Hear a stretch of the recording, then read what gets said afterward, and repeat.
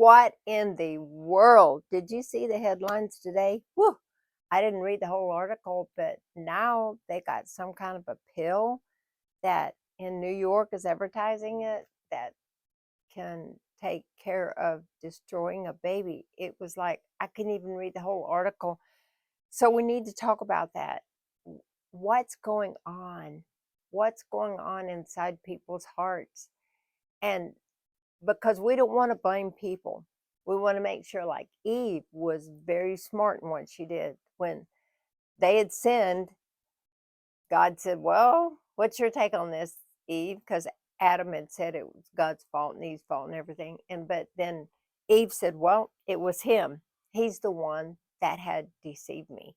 And so if we make sure that we're looking in the right direction and putting the blame on the right evil spirit, the Antichrist spirit, Satan himself, then we have a way to actually win over this destruction. Satan comes to steal, to kill, and to destroy.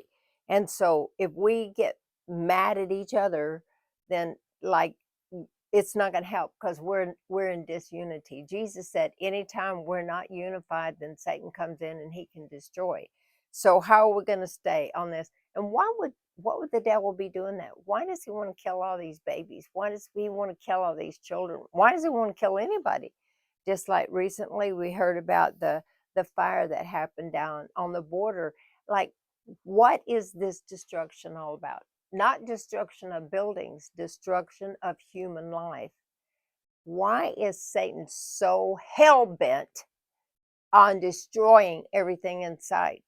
What people don't realize is anytime we start giving in to him, we're either worshiping God or we're worshiping the devil, one or the other. I mean, because there's only two.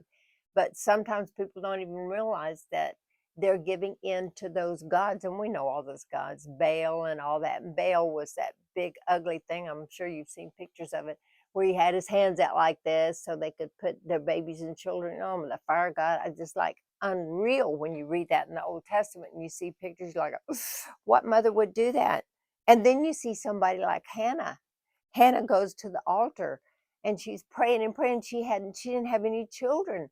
And she's praying and praying. In fact, Eli thought she was drunk. She was in such a hard prayer. She was just, oh, oh, have you ever been in that kind of prayer?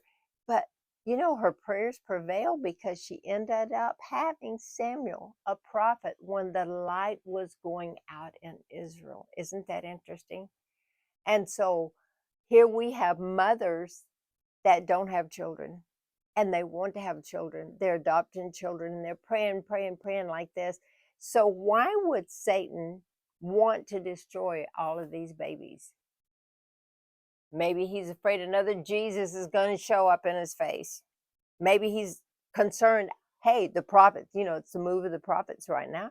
So maybe he's concerned, he's afraid that another Samuel is going to come up because our light is trying to go out in this nation and around the world, not just here, but around the world.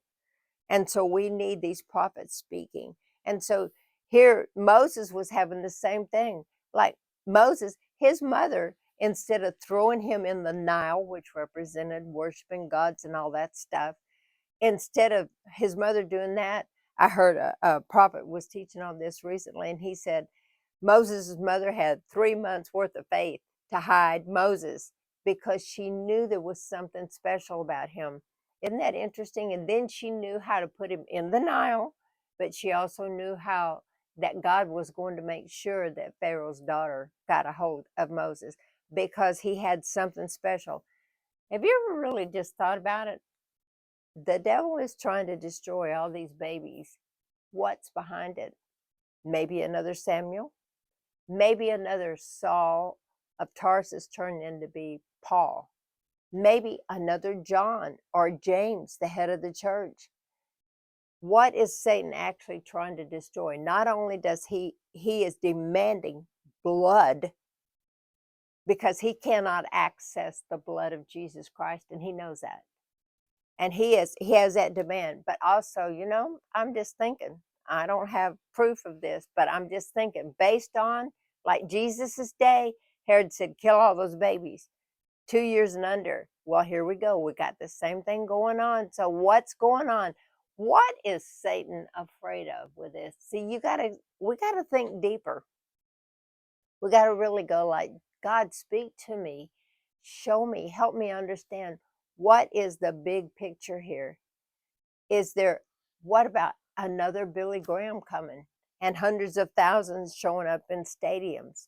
What about if another Reinhard Bunke shows up? Till Osborne, some of these great men and women of God, where they were leading massive people of to the Lord, and they're getting born again, and signs and wonders and miracles and a real move of God. Satan is scared of something. So we got to see. And so how are we going to fight this? Well, first of all, as Christians, we got to understand we do have power to pray, even about the government. You know, Jesus said to Herod, that was head at that time, he called him, he said, "You old fox." So he saw something, and you know, Herod said, "Well, I'm a god." Well, he was eating with worms too. So God has a way to deal with administrations and those that are head that is causing and pushing this mass killing, this mass that's going on, and it doesn't matter if it's that or it's something else, wars or whatever, riots, doesn't matter what it is. You got to see bigger than that. But God has given you and me the opportunity to learn how to pray, and to pray prayers that avail much. Elijah prayed. He said, God said it's not going to rain for 3.5 years. And guess what? It did not rain. And then he went back and he said, God said it is going to rain. And he prayed and it did rain. You have that kind of power. You're not hopeless. We're not sitting around thinking, oh my God, what is going to go on? What's going to happen next? Hey, it's time for you to stand up. It's time for me to stand up. But if we're shadow boxing, if we're trying to defeat something, we can't see what it is. We have to see the big picture. What is the big picture? Satan has decided to destroy the whole earth, or anybody who will not bow the knee to him. Remember Pharaoh? You bow your knee to me every time you hear the music. And Daniel said, no, I'm not going to. He ended up in the lion's den. So can you imagine? Try to imagine in your mind. Hey, tonight I'm going to go spend the night with all these lions. And guess what? They're going to sleep and I'm going to stay awake and pray. And God's going to protect me and they're not going to eat me. And the next morning the king said, Daniel, are you there? And he said, yes.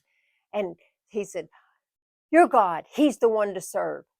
That's what we need. We need those kind of people that know how to stand up and know how to fight the good fight of faith, that we can turn this thing instead of being scared, instead of being a part of what's going on, instead of running to some pharmacy and getting a pill like this is going to fix it. You know, that's not going to fix nothing. I can tell you. Deep down inside, everybody has a conscience, good, bad, or ugly, but we got a conscience. And that conscience is going to speak.